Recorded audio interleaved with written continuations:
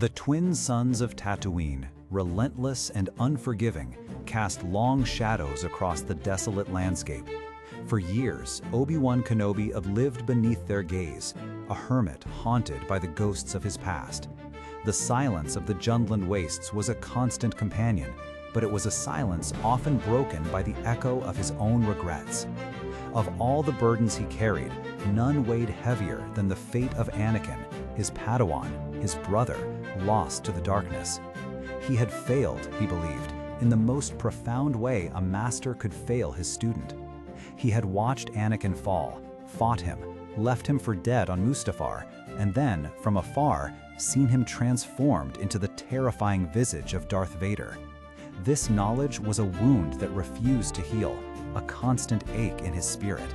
He had sought guidance, whispered into the Force for the voice of his old master, Qui-Gon Jinn, but for so long there was only silence, a deep, aching silence that mirrored the emptiness in his heart. Obi-Wan had believed he was alone, adrift in a sea of guilt and responsibility, his only anchor the young Luke Skywalker. Then, one sun-scorched evening, as the first stars began to pierce the twilight, a familiar voice, ancient and wise, finally broke through the static of his despair. Not a whisper, but a presence, a gentle current in the Force that enveloped him. Obi-Wan, the voice resonated, distinct and unmistakable. Qui-Gon Jinn, finally manifest, not in flesh, but in the profound, unwavering essence of the Force itself. It was a reunion utterly devoid of the dramatic flair of a lightsaber duel, but brimming with a far deeper, more potent emotion. It was a moment of quiet communion, a master reaching out to his suffering student across the veil of existence. There was no judgment, only an overwhelming sense of understanding, of love.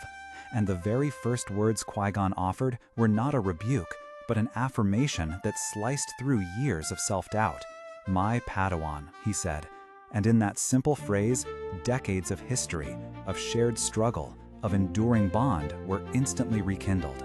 To be called "my Padawan" again, at an age when Obi-Wan himself was a venerable master, was a profound gift. It was an acknowledgement that the journey of learning never truly ends, that even in old age, wisdom can still be gained, and guidance still needed. It spoke to the eternal student within us all, reminding us that we are always growing, always evolving, and always connected to those who shaped us. Qui-Gon, with his enduring wisdom, recognized that his student, despite his years and his own mastery, still needed to be reminded of his place, not just in the Jedi Order, but in Qui-Gon's heart. But the true absolution, the balm for Obi-Wan's tormented soul, came with Qui-Gon's gentle address of the greatest pain. "You did not fail, Anakin," Qui-Gon assured him, his voice a soothing melody in the harsh desert air. It was a statement that carried the weight of the universe, delivered with the lightness of a feather. Qui-Gon understood, perhaps better than anyone, the complex currents of the Force, the choices individuals make, and the limits of even the most devoted mentor. He knew that Obi-Wan had done everything within his power, had poured his heart and soul into guiding Anakin. The choices Anakin made were his own, driven by fear and pride that ultimately eclipsed all light.